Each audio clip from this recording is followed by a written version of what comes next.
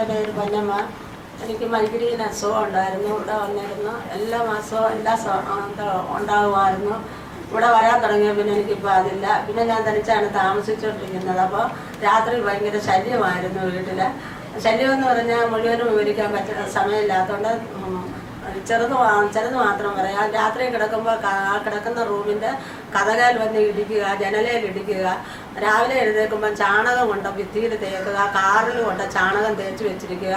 മോഷണമല്ല, കാറും ബൈക്കും ഒക്കെ പുറത്ത് കിടപ്പുണ്ട്. അതൊന്നും എടുക്കുന്നതും തൊടുന്നൊന്നുമില്ല. എന്തോ ഇങ്ങനെ ഒരു ഭയങ്കര പ്രാർത്ഥിക്കാതിരുന്നാൽ പൊന്ത മുട്ടാൻ പറ്റത്തില്ല. ഒരു പക്ഷി വന്നിരുന്ന് ഈ പ്രാർത്ഥന അങ്ങോട്ട് തുടങ്ങുന്ന സമയത്ത് അങ്ങ് അലയ്ക്കാൻ തുടങ്ങും. വല്ലാത്ത ഒരു ശബ്ദം ഉണ്ടാകും. പിന്നെ അട്ടാ പുഴു പ്രാണികളൊക്കെ ഈ പായിട്ട് തിരി കത്തിക്കാൻ തുടങ്ങുമ്പോഴത്തേനും വരാൻ തുടങ്ങും. അങ്ങനെ ഇത് 5 മണിയാകുമ്പം വൈകിട്ട് ഈ പക്ഷി വരും. അത് കഴിഞ്ഞ് വെളുപ്പിനെ 5 മണിയാകുമ്പം വരും, 12 മണിയാകുമ്പം വരും. അപ്പം ഞാൻ അതിനൊക്കെ മുമ്പേ എഴുന്നേറ്റ് പ്രാർത്ഥിക്കാൻ തുടങ്ങി. പ്രാർത്ഥനയെ അലങ്കാരപ്പെടുത്തുന്ന ഒരു അവസ്ഥയായി. അത് കഴിഞ്ഞ് പിന്നെ രക്തപ്പാടുകൾ ഇങ്ങനെ ഭിത്തിയിൽ കൊണ്ടുവന്ന് വയ്ക്കുക. വണ്ടിയിലെ ചാണകം, അന്ന് വണ്ടിക്ക് പണി കിട്ടി. വണ്ടി ടയർ അനങ്ങത്തില്ലായിരുന്നു. പിന്നെ മെക്കാനിക്ക് വന്നാണ് വണ്ടി എടുത്തത്. അപ്പോൾ ഇങ്ങനെ നിരന്തരമായ ശല്യമായി. പൈപ്പ് ടാപ്പ് തുറന്നു വിടുക, പശുവിനെ അടിച്ചു വിടുക. ഞാൻ ഒറ്റയ്ക്കായിരുന്നപ്പോൾ ഭയങ്കര ശല്യമായി. അന്ന് ഞങ്ങൾ കൊണ്ട് DSPക്ക് പരാതി കൊടുത്തു. DSP പറഞ്ഞു പട്ടി ഉണ്ടെങ്കിൽ അതിനെ മുറിയിൽ അടിച്ചു വിട്ടു, രാത്രി കിടക്കണമെന്ന് പറഞ്ഞു. അതുകൊണ്ടൊന്നും ഒരു ഫലവും ഉണ്ടായില്ല. അപ്പോൾ പറഞ്ഞു വിളിച്ച് ചോദിച്ചു ശല്യം ഉണ്ടെന്ന് പറഞ്ഞു. 2 സ്ക്വാഡിനെ വിടാമെന്ന് പറഞ്ഞു. അങ്ങനെ 1 മാസം 2 സ്ക്വാഡിനെ വിട്ടു. പക്ഷേ അവർക്കൊന്നും പിടിക്കാൻ പറ്റിയില്ല. അവിടുന്ന് ഞാനിവിടെ വന്ന് എഴുതിയിട്ടു, പ്രാർത്ഥിച്ചു. അച്ഛനെ വ്യക്തിപരമായി കാണാൻ ഒരിക്കലും എനിക്ക് പറ്റത്തില്ലായിരുന്നു. ഇങ്ങനെ ഇത് മാറാതെ ഇങ്ങനെ തുടർന്ന് ഈ പക്ഷിയുടെ ശല്യം എല്ലാം ആയി കഴിഞ്ഞപ്പോൾ ഞാൻ വെള്ളിയാഴ്ച വരവ് തുടങ്ങി ഇവിടെ. അങ്ങനെ വെള്ളിയാഴ്ച വന്ന് കഴിഞ്ഞ വെള്ളിയാഴ്ച അപ്പം ഞാൻ പരിശുദ്ധാത്മാവിനോട്, അമ്മയോട്, ഈശോടെല്ലാം പ്രാർത്ഥിച്ചു. മധ്യസ്ഥ പ്രാർത്ഥനകളും എല്ലാം ഞാൻ നടത്തുന്നുണ്ട്. ദുഷ്ടാരൂപിയുടെ ബന്ധന പ്രാർത്ഥനകളെ 3 കൊന്ത നടത്തുന്നുണ്ട്. ഇത് ഉപവാസം എടുക്കുന്നുണ്ട്, ദിവസം കുർബാന. പക്ഷേ ഇതിലൊന്നും ഇത് മാറിയില്ല. അപ്പം ഞാൻ പരിശുദ്ധാത്മാവിനോട് ചോദിച്ചു ഞാനിനി എന്താ ചെയ്യേണ്ടതെന്ന്. കഴിഞ്ഞ വെള്ളിയാഴ്ച എനിക്കിങ്ങനെ എന്തോ ഒരു തോന്നൽ വന്ന് കുറച്ച് മണ്ണെടുത്തോണ്ടാണ് ഇവിടെ വന്ന് ഞാൻ മണ്ണ് കൊണ്ടുവന്ന് എൻ്റെ ദിവ്യനാഥൻ്റെ ആരാധന സമയത്ത് എൻ്റെ പ്രിയൻ എൻ്റെ അടുത്തൂടെ വന്നപ്പം ഞാൻ ആ മണ്ണ് അച്ഛന് ഈശോയെ ആ മണ്ണിൽ തൊടിയിച്ചു. ഞാനും ആ മണ്ണ് അച്ഛൻ എൻ്റെ തലയിലും തൊടിയിച്ചു. അതുകൂടാതെ അച്ഛൻ പ്രാർത്ഥിച്ചു. ഞാൻ ആ മണ്ണ് കൊണ്ടുവന്ന് ഇവിടുന്ന് ചെന്ന ആ വിശുദ്ധിയോട് തന്നെ എടുത്ത സ്ഥാനങ്ങളിലിട്ടു.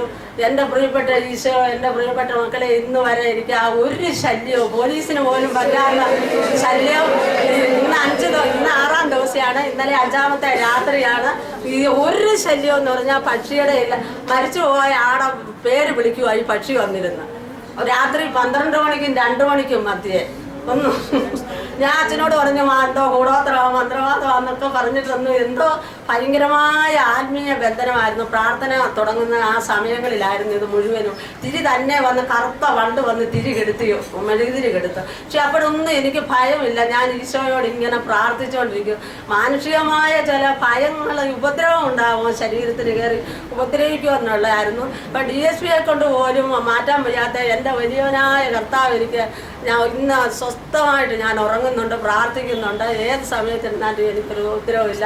എൻ്റെ പൊന്നീശോയിനെ കോടാനുകോടി സ്തുതി സഹസ്രങ്ങൾ എൻ്റെ അമ്മയ്ക്ക് എനിക്ക് വേണ്ടി പ്രാർത്ഥിച്ച അച്ഛനും എല്ലാവർക്കും നന്ദി. ദൈവത്തിന് നമുക്ക് നന്ദി പറയാം. സകല ബാധകളിൽ നിന്നും, സകല ഈ ലോകത്തിലെ സകല ശക്തികളുടെ മേലെ അധികാരമുള്ള കർത്താവ് ദൈവമേ ആശീർവദിക്കുന്നത് ഞാൻ പലപ്പോഴും പറയാറുണ്ട്. ഇവിടെ നമ്മൾ വരുമ്പോൾ അച്ഛൻ ആശീർവദിക്കാറുണ്ട്.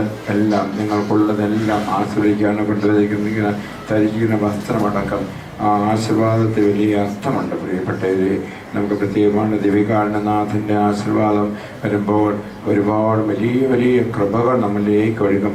വിശ്വാസത്തോടെ അത് സമീപിക്കുമ്പോൾ അത് സംഭവിക്കുന്നു. നമുക്ക് ദൈവത്തിന് ഈ മകൾക്ക് സമാധാനവും എല്ലാ സംരക്ഷണവും ദൈവദൂതന്മാരുടെ സംരക്ഷണവും കൊടുത്തതിനെ ഓർത്തുകൊണ്ട് നന്ദി പറയാം. Hallelujah, hallelujah, hallelujah, hallelujah.